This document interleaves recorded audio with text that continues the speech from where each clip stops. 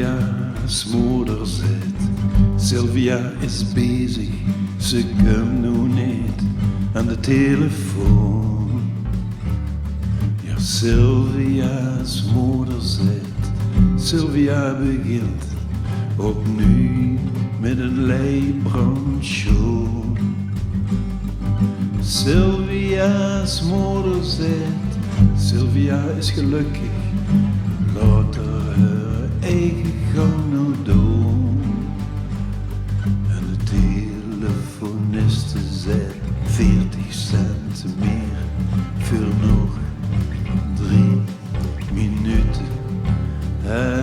Als het bleef mevrouw Verbeke, ik wil haar nog spreken, duurt maar een korte tijd. Als het bleef mevrouw Verbeke, gun mich dat afschied.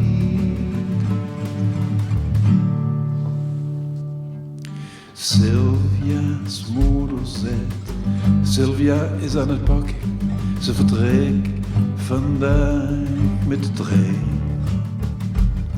Ja, Sylvia's moeder zegt, Sylvia gaat trouwen met een vent uit steen.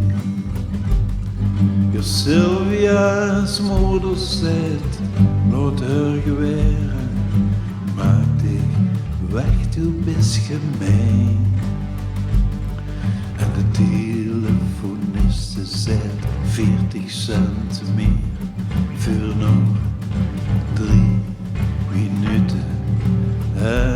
Als het bleef mevrouw Verbeke, ik wil haar nog spreken, doe maar een korte tijd. Als het bleef mevrouw Verbeke, gun mich dat afschied. Sylvia's moeder zegt, Sylvia moet zich spoeien, ze mist haar trein alweer. Ja, Sylvia's moeder zegt, neem die paraplu met, want Sylvia, het gaat die zo tekeer. Sylvia's moeder zegt, bedankt voor het bellen, maar meneer, bel liever maar niet meer. En de telefoniste zegt 40 cent meer voor nog 3 minuten. Als de bleef mevrouw Verbeke, wil haar nog spreken, doe maar een korte tijd. Als de bleef mevrouw Verbeke, gun mich dat afschied.